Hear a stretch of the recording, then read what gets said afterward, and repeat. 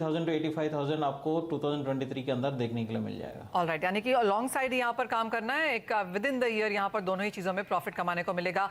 बात मेटल्स की भी कर लेते हैं किशोर, एंड इवन एज थोड़ी सी हेसिटेंसी यहाँ पर ज़रूर थी कि चाइना की एक बार पेंट अप डिमांड जो है वो पूरी हो जाएगी, फैक्टर इन हो जाएगी प्राइसेस में, तो हम थोड़ी बहुत शायद करेक्शन यहाँ पर मेटल्स में आता हुआ देखेंगे। अब तक ऐसा नहीं हुआ। जो डॉलर इंडेक्स है 102 के नीचे कारोबार कर रहा है, उसका भी फायदा यहाँ पर है। इवन एज चाइना यहाँ पर वीक लॉन्ग हॉलीडेज पे है, उसके बावजूद मेटल्स में आज यहाँ पर तेजी बरकरार है। कैसे रीड करते हैं इसे, और अभी कितना और आपको लगता है इन चीजों का फैक्टरिंग इन बाकी है? मनीषा, यहाँ पे प्राइमरली 3 से 4 फैक्टर चल रहा है। वन इज, जैसा आपने बताया कि डॉलर का वीकनेस है, जो अगेन रेट हाइक्स का जो स्पीड है, रफ्तार है, वो थोड़ा कम हो जाएगा, उसके वजह से डॉलर में वीकनेस है।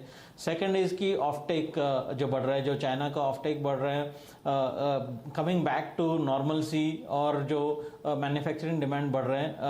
एंड द थर्ड और अगेन बहुत ही इंपॉर्टेंट चीज़ है कि हिस्टोरिकली लो इन्वेंट्रीज में चल रहे हैं। कई मेटल्स में 100 साल के लो लेवल पे इन्वेंट्रीज है, कई मेटल्स में तो कुछ घंटों के कंजम्पशन में एलएमई इन्वेंट्रीज है।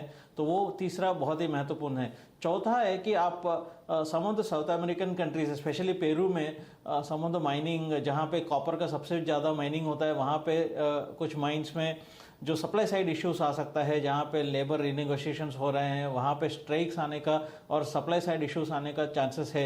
ये 4 अंडरलाइंग फैक्टर्स के वजह से जो बेस मेटल्स में जो तेजी है वो कंटिन्यू रहेगा। कॉपर में शॉर्ट टर्म में 792 793 तक अपसाइड है, तो एनीवेयर क्लोज टू 780 782 के आसपास मिलता है, तो वहाँ पे खरीदारी कर सकते हैं। अदर मेटल्स में आई थिंक जिंक मुझे अच्छा लगता है शॉर्ट टर्म बाइंग के लिए। 298 के आसपास जिंक बेहतर है। अपसाइड में आपको 305 306 का अपसाइड लेवल्स हो सकता है।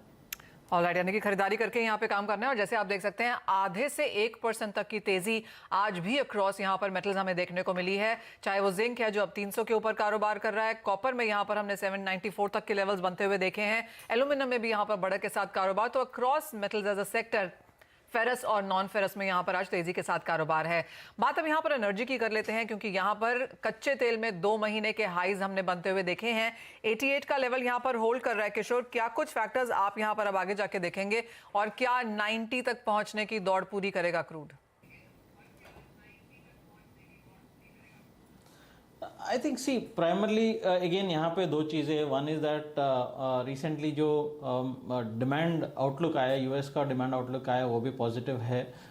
यूरोपियन डिमांड कहीं कमज़ोर नहीं हो रहा है, स्पेशली ऑयल में। गैस में जो वेदर के रिलेटेड डिमांड कमज़ोर है, एंड चाइना रीओपनिंग अगेन एक मेजर फैक्टर है यहाँ पे। एंड जो सरप्राइजिंग ये है कि जितना क्रूड जो रशियन क्रूड का जो ऑफटेक है वो भी काफ़ी सरप्राइजिंग है। सो इट्स शोइंग दैट कि एक्स्ट्रॉर्डिनरी डिमांड पुश है, नंबर 1। नंबर 2 अगेन डॉलर है।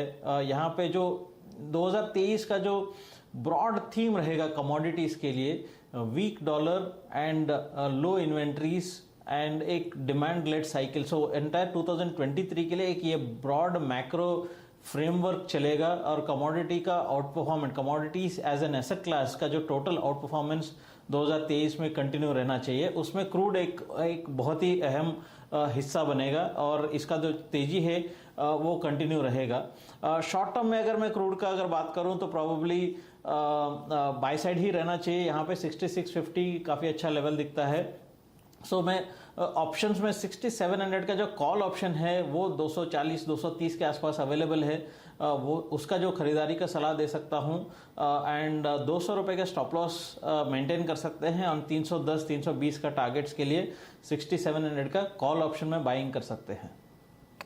ऑलराइट, यहाँ पर खरीदारी की राय है, और ऑप्शंस ऑफ कोर्स एक बेहतरीन विकल्प यहाँ पर हो सकता है अगर आपको क्रूड में यहाँ पर निवेश करना है। तो ओवरऑल जहाँ तक नॉन एग्री स्पेस है, सभी में खरीदारी की एक्सपेक्टेशन है, चाहे वो सोना चांदी है, मेटल्स है, या फिर क्रूड है। लॉन्ग साइड पोजीशंस ही बना के यहाँ पर कारोबार करें। किशोर राणे की तरफ से वो राय आती हुई। किशोर, बहुत शुक्रिया साथ जुड़ने के लिए। एक ब्रेक के लिए रुकेंगे, जब लौटेंगे तो बात यहाँ पर करेंगे गेहूं की, जहाँ पर ऑल टाइम हाई प्राइसेस बनते हुए हमने नजर आए हैं।